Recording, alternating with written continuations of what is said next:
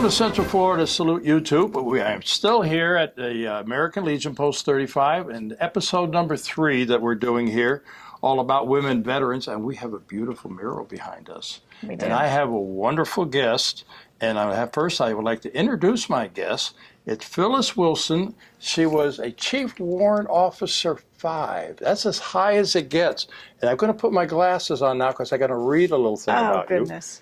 I didn't used to have to wear these, but I do now. She is the president of the Women's Military Service for America Memorial Foundation, the only national memorial honoring 3 million women who have defended America throughout history from the Revolutionary War to today. She is a board of directors on the Policy Vets.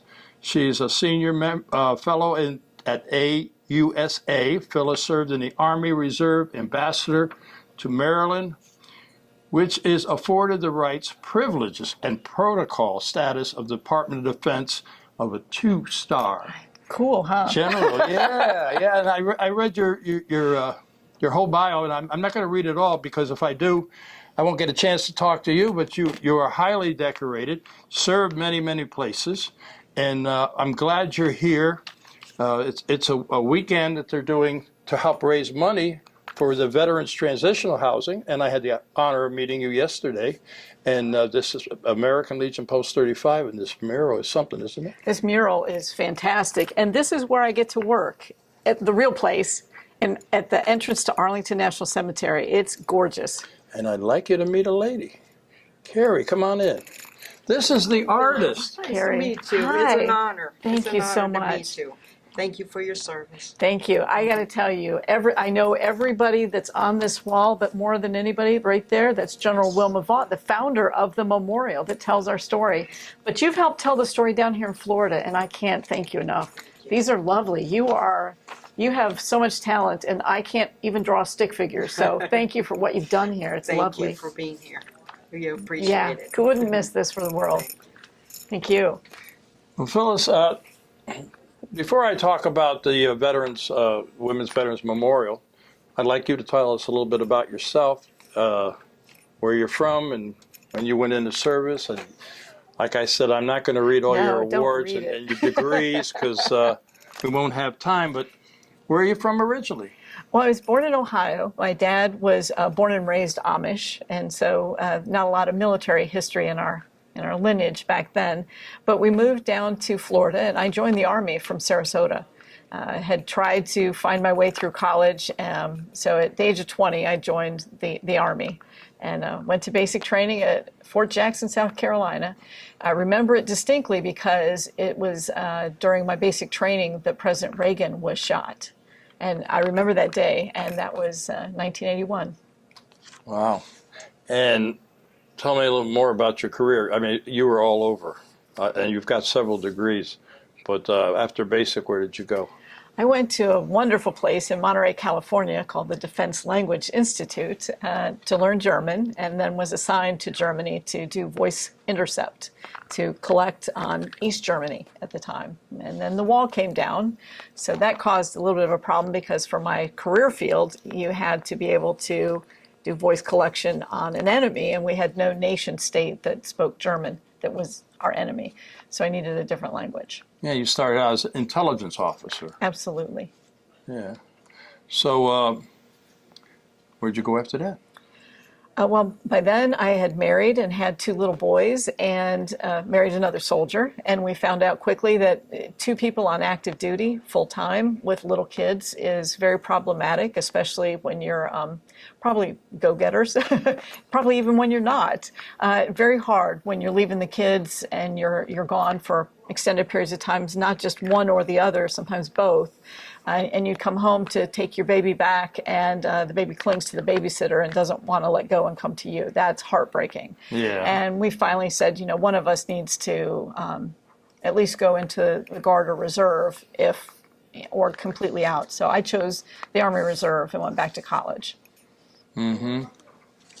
Yeah, it was a time in history, and this is all the history here of the women, that if you were in the service and you were a woman, if you got married, You had to get out. Yeah, and if you got pregnant, even in the early 1980s, when I became pregnant, we had to notify our battalion commander. And the first thing he said to me was he'll start the paperwork to chapter me out. And I thought, I haven't done anything wrong. What do you mean you're chaptering me out? And he's like, well, I'm just presuming you're going to want to get out since you're pregnant. No, I signed up for 4 years. I'm going to do my 4 years at least, and then I'll make a decision on what I'm going to do. And that 4 years turned into a lot more, right? It did. Yeah. Yeah, just a little bit. How many years you do? 37. 37. Yeah. My goodness. My goodness. So you got master's degrees in management at Webster University, 2 bachelor's degrees, all kinds of degrees, and you were served overseas a few times. I did. Where did you go? And you got any fond memories of? Ooh, I have fond memories, and I have memories of places that I'll never visit again. You wanna go back, huh? No. You couldn't make me. Certainly Germany early on, so that was lovely. And then all of Western Europe is it's a hop, skip, and a jump to go any place. So you can go visit Paris for a weekend. You can go down to Austria, go to Italy. I love Venice. So I had a lot of those kind of travels. But as far as assignments or trips that were military related, certainly I went to Japan, Guam. Hawaii was not too hard to go to. Korea several times, Iraq, Afghanistan, United Arab Emirates, Bahrain, Kuwait, Ethiopia, Djibouti, you start naming them. I think I counted, there's about 40 some countries that I've been to, but not assigned at. Wow, that's what you got around. But what was your favorite? And I know it wasn't Iraq. It wasn't. No. That's too hot. 140 degrees. I mean, oh my gosh. You know, I used to watch the old movies where the Lawrence of Arabia kind of things, where they would, the Sheik of Arabia and all that. Yes, and they would drop somebody out in the sand dunes, and you think, you know, they see the mirages, and they're going to ultimately, you know, die of, you know, dehydration or whatever it may be. And I thought that's a little carried away, because I can see that it's, of course, in a desert, it doesn't look like you have that far to go, but it could be miles and miles and miles. When I landed in Iraq and the doors of the airplane opened and we started to get off, it was, think of you open your oven door to take something that's finished baking out. Now take a hairdryer and turn it on and blow as well. Honestly, anybody that's been there will tell you that's a fair description of what it feels like. It is that hot.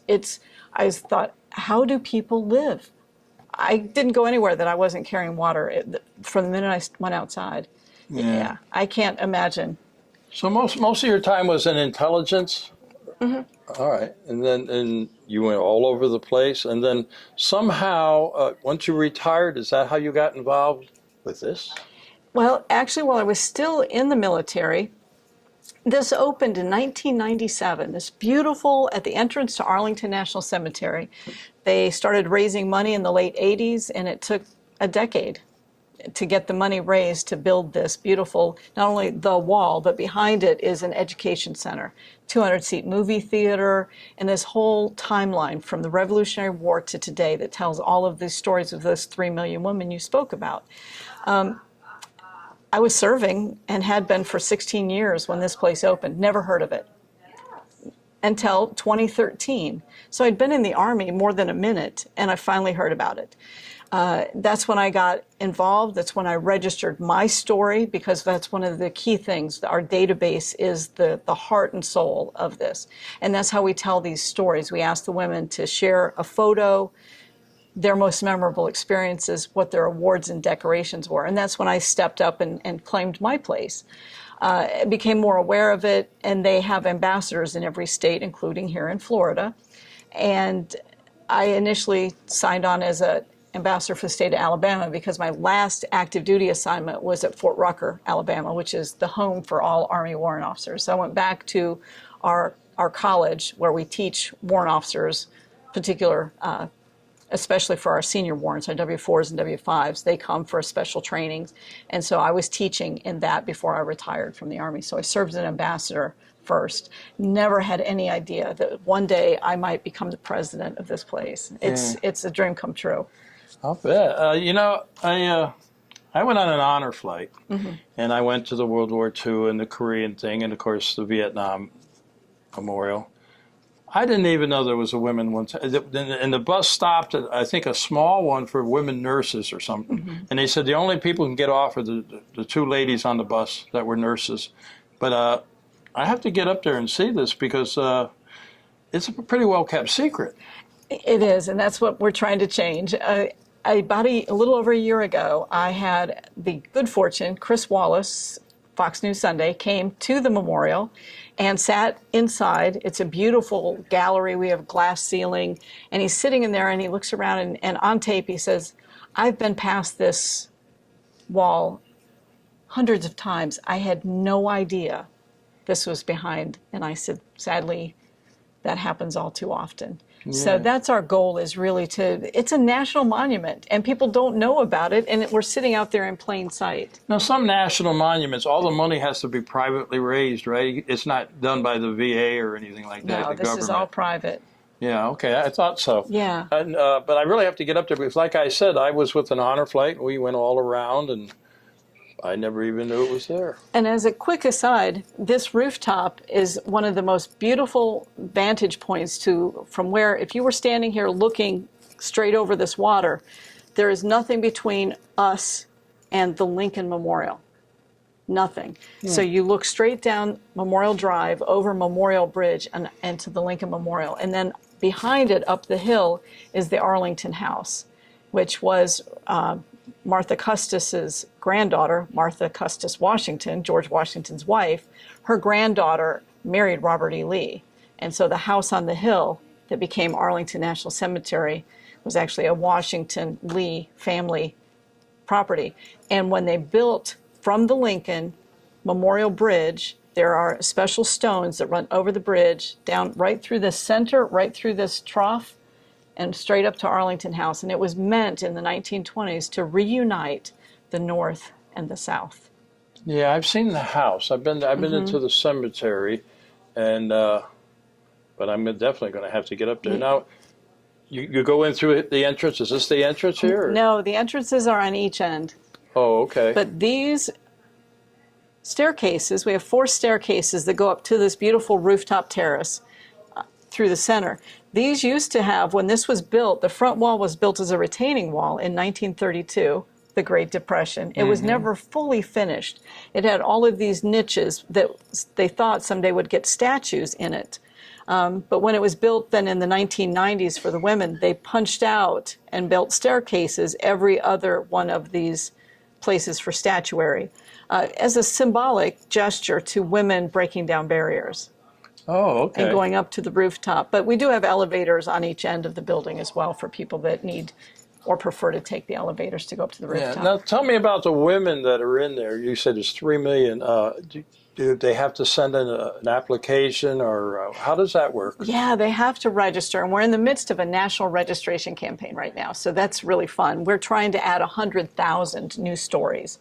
And when I talk about that, what I mean is similar to First Lieutenant Ashley White, who sadly was killed in Afghanistan. And so her story is told, and it looks like a big baseball card. Her photo, her name, her branch of service, the years she served in the military, her most memorable experiences, awards and decorations, and where, if she served in combat or overseas. Those are all fields that can go on this big looking baseball card. So that's what we try to have, yeah. Similar to this? Exactly like that, as a matter of fact. Why don't you just hold this up a little bit so that people can see exactly what this is? So what we've done, this is Ashley White. This is her story, her photo, branch of service, the years she served, sadly cut very short. She was only a first lieutenant when she was killed in action. And then the rest of her story. So any woman can have their story told in our database. And so how we do that is it's online. You just go to our website, create an account, and whether you're somebody like yourself that has somebody in your family, you want to take the step and register for them, or you're a military woman that wants to claim their spot. You create the account. It's super easy. Okay, and the website is what? womensmemorial.org. Women's Memorial. And you have videos there, I'm sure, that show the And maybe we have some of that. We're gonna talk to our camera person, see if we Yeah, can get something on yeah. the air there. To the women who have served on active duty when the world was at war, let this memorial stand as testimony.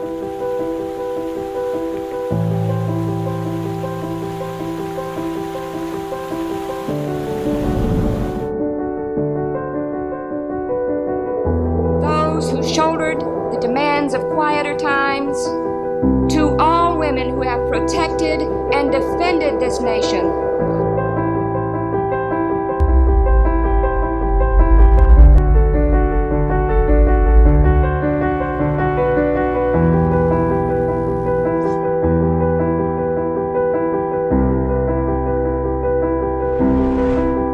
Let it serve to enhearten women who faithfully serve in our military today.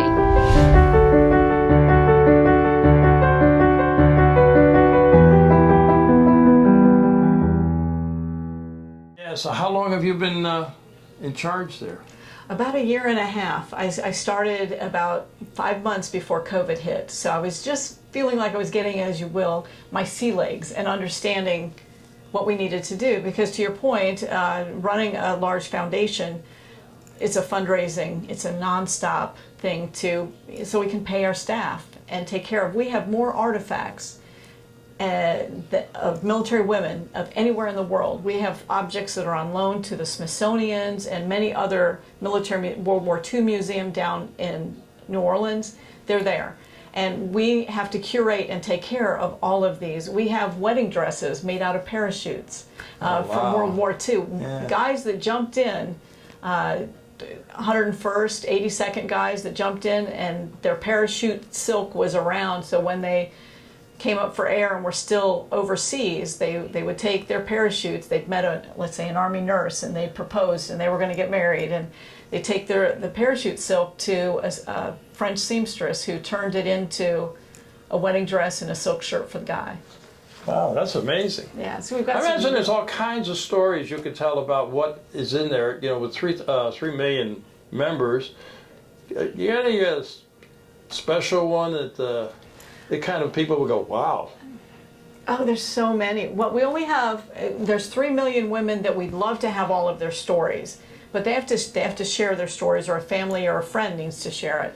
So we have 300,000 of the 3 million. So we're at 10%. So that's why we're trying to add 100,000 new stories this year, and we're doing pretty good. We're not as good as I would like it to be. We're not on pace to hit 100,000, but people are responding well to the fact that we now are doing it all online. Just go in, create that account. It'll walk you through how to upload the photo, the most memorable experience. The memorable experiences are the fun ones. One lady that served in Vietnam as a nurse. So she's over there, and I can only liken it to Afghanistan or Iraq. You're far away from family and friends, and whenever you get a care package, it's a very happy day. If you got cookies, you were golden. Right? You had all kinds of friends. Well, her sister mailed her favorite treat, which was Twinkies. So she gets her box of Twinkies, she opens up the box, yes, no, black ants crawling all over her Twinkies. She's getting ready to throw them away. Her roommate, another nurse, says, wait a minute. We have an ice box, a freezer for those that don't know what an ice box is. Put them in there, it'll kill the ants, you flick them off. Flo writes in there, she's a nurse in a combat zone. She did that, and she put her bottom line on her most memorable experience was, those were the best damn Twinkies of my life.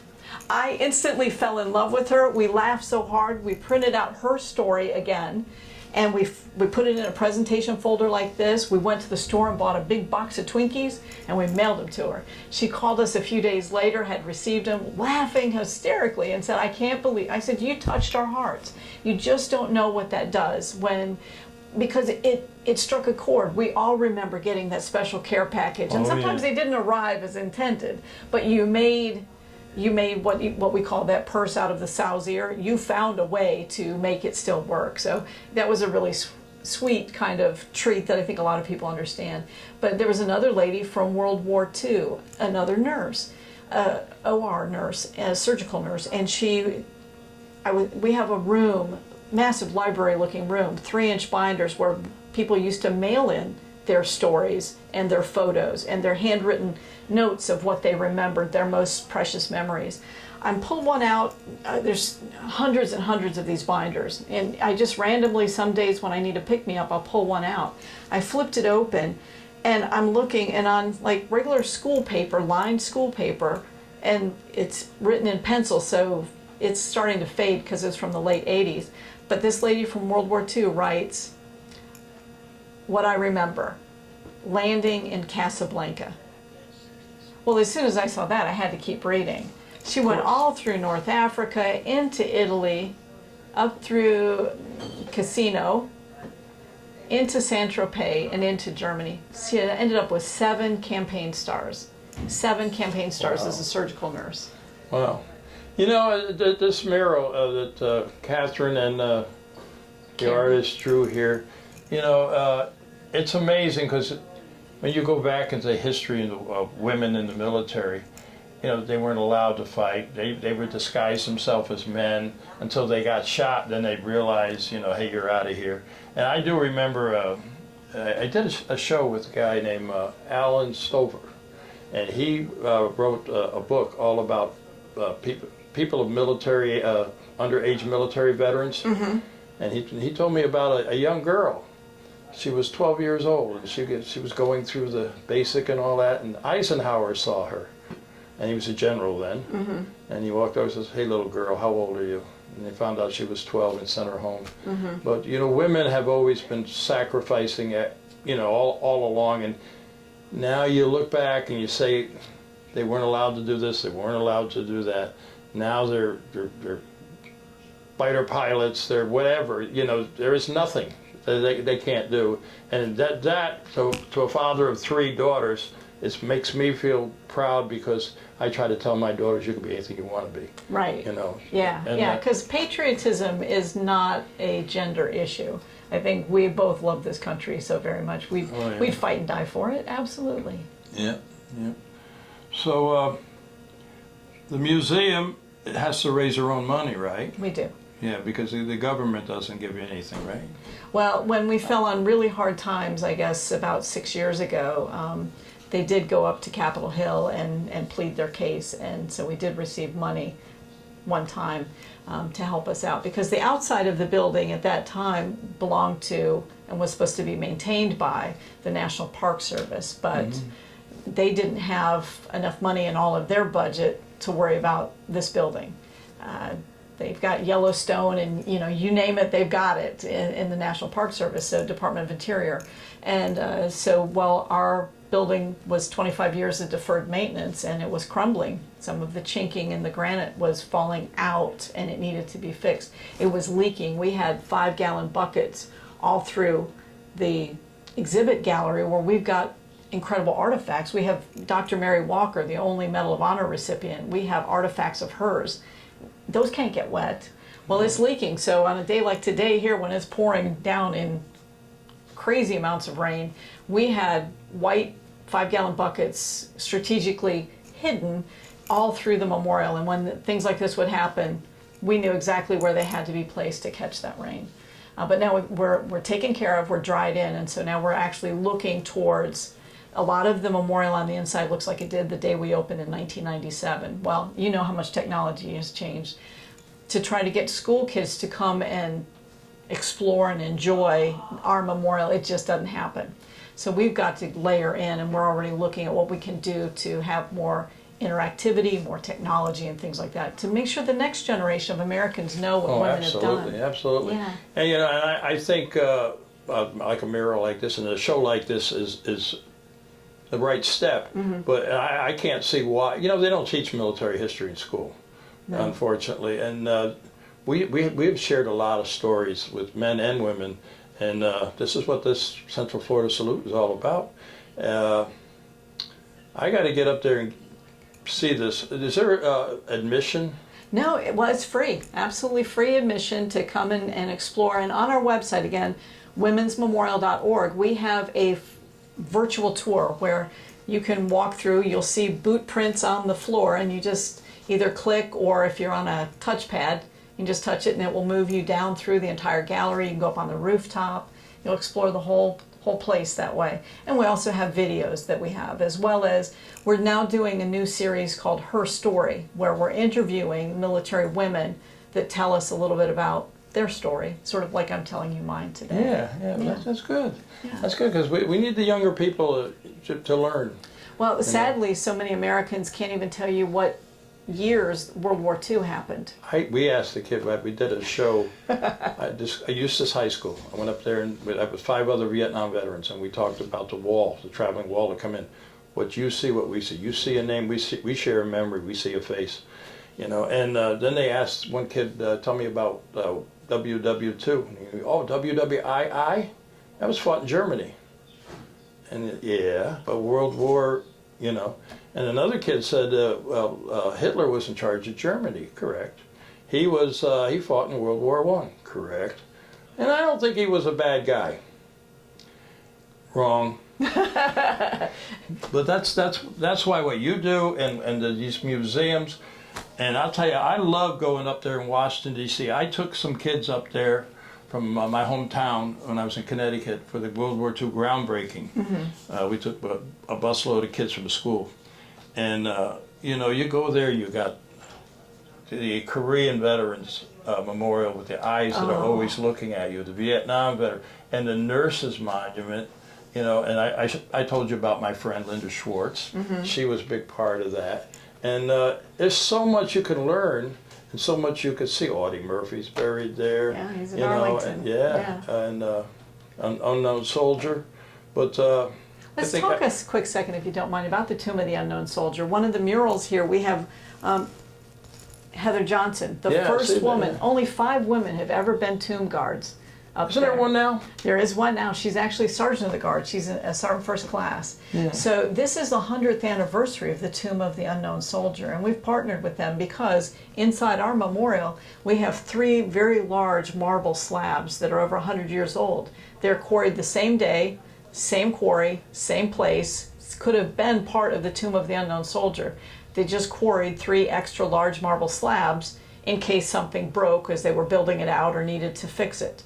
So we safeguard those 3, what we call the sister stones to the Tomb of the Unknown, and they're in our Hall of Honor. And another story that we talk about is the 174 women, including Ashley White, that have given their lives, given their all to this country since 9/11. And this year is the 20th anniversary of 9/11. It's just crazy to me. So we've got the 20th anniversary that we celebrate those 174 women and honor them, and then this Veterans Day, November 11th, is the 100th anniversary of the Tomb of the Unknown. So we're doing special storytelling events inside of our memorial that make sure people are informed about the Tomb of the Unknown, but what the connection is to the military women. The reason we only have 5 women so far is a couple of standards. I'm 5'6". You have to be between 5'10" and 6'2" in order to serve as a tomb guard. Yeah, so that's limiting for a lot of folks, whether by ethnicity or gender. You know, got to be 5'10" or taller, but you can't be over 6'2". Can't wear high heels or. Oh, I wish. Yeah. It would have been fun. Yeah. So there's great stories to be shared. There is so much, and like I said, if you go to Washington, you go to Arlington, and you can visit all these museums. It could take you days, to do the whole thing. And when I go to the Vietnam Veterans Wall, first time my friends, I was with some guys I worked with, and I wouldn't go there because I didn't know them. Mm-hmm. And I went with veterans. And a lot of people don't know that there are 8 women on that wall, and there are 8 chaplains on that wall. Absolutely. Yeah. I know you know. Yeah. But a lot of people, didn't know that. They don't. A lot of women in the military have no idea. I talked with one of the ladies who was very much also, besides Linda Schwartz, Diane Carlson Evans, that was very involved with building out that Vietnam nurse statue. And she had a great quote just a couple of weeks ago. I talked with her. She's got a new book out. And she said, if not for those 8,000-ish nurses that served over in Vietnam, that Vietnam Memorial Wall, which is very long and very high, she said it would be longer and it would be taller if not for those nurses. Oh yeah, absolutely. Yeah. Absolutely. So what brought you down here to today. I mean, there's an event going on. Is that? There's a big event going on today, yes. So Ashley's house, we're doing a fundraiser tonight, and that's why I brought the story down. Ashley's family is actually here. So they're a Gold Star family, and making sure that everybody that's listening understands what a Gold Star family member means. It means that they died while wearing their uniform, defending this country. So Ashley was killed in Afghanistan. She has a Gold Star mom, Gold Star sister, Gold Star brother, Gold Star. You know, everybody that is associated with her in that family can claim Gold Star status. And so if you ever see whether it's a Gold Star on the back of somebody's vehicle or a lapel pin, just know that somebody in their family died while on active duty. And it's a powerful thing. Most of them want to talk. They're willing to share and talk about their loved one. And I think that's really important. We always have the Gold Star mothers that come to our memorial on Gold Star Mother's Day, which is the last Sunday in September every year. They come, and the Chief of Staff of the Army, now General McConville, greets them there, and we do a nice event for them. But Ashley's house, I think, is really a great opportunity. And why am I here? Actually, I'm still calling Florida home, even though I work up in Washington, D.C. I thought you're here because you wanted to meet me. Yes. How did you know? Just threw that out there. Yes.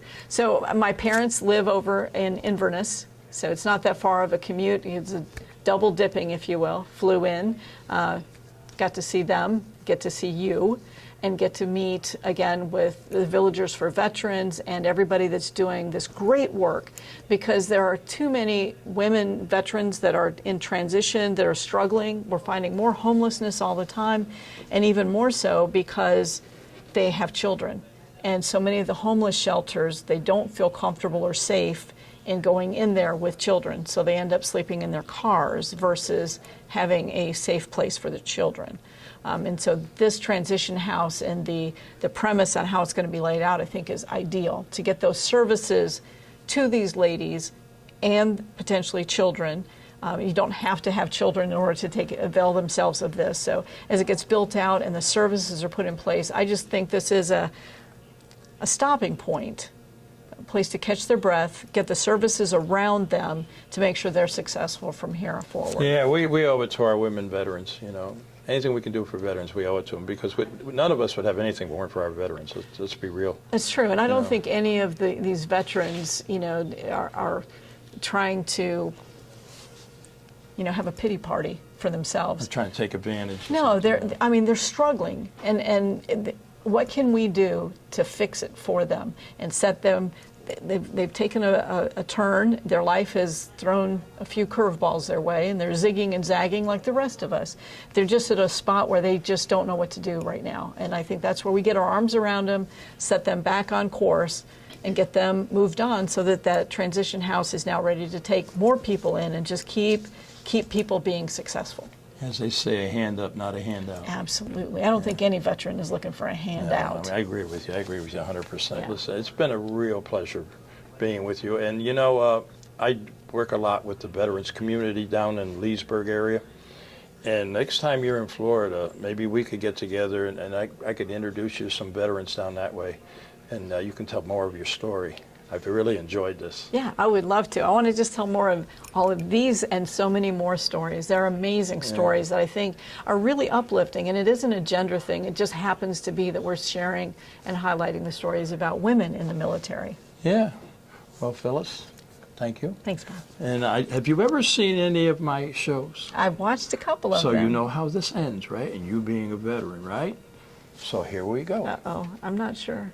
You're not sure? I'll help you. I'll watch. All right. Well, you know how to salute, right?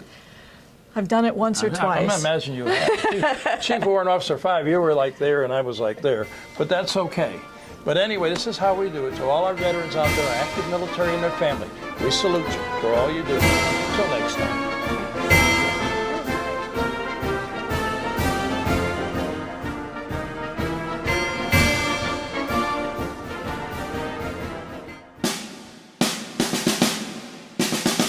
Hi, I'm Bob Peters, host of Central Florida Salute YouTube, and I'm proud to be a member here. And this is one of our officers, Jim Lettner, and this is AMVETS Post 2006. And Jim, tell us a little bit about AMVETS 2006. What does it take to be a member? All you have to have served honorably in the U.S. services, military, And and have a DD-214 showing that. Or if you want to join the Sons of the Auxiliary, you have to have a family member that has served. okay, we have a lot of activities going on, but I want to go inside and we'll see what it looks like inside. It's a little cooler in there. Yeah, too. sure it is. And you can tell me about some of the activities that go on here. Plus, you got to have a key card. You can see the hours of operation. Come on in. Jim, so tell me a little bit about what goes on in here. Oh. I see we have a We have a kitchen. We have lunch six days a week. We have wings on Sunday, karaoke on Sunday, bands 3 nights a week. We have games we play on Thursday evenings. We get a chance to win a little money if you get lucky. We got a full canteen here. And what are the normal hours? You're open 11 o'clock. 11 to 8, 9 o'clock, whenever it dies out in the evening. And you have dinners. We have dinners. And tell us about what is some of the charities you've donated to in the past. Well, we just recently raised money to buy bulletproof vests for the police dogs. We support local students that want to go to college, give them scholarships. We donate to the national cemeteries, support Greece Across America. And we have a very active auxiliary here. Very much so. And so much with the Sons. Yeah. And the auxiliary sends a lot of stuff overseas, do they not? Oh yes, they get health and welfare items together and mail them to the troops overseas, yes. Well, I'm hoping everybody comes by and stops it because this is a fun place to be. I thank you for your time, and I thank you for your support for Central Florida Salute YouTube. Thank you. And I'm proud to be a member here. And we're proud to support you. Thank you.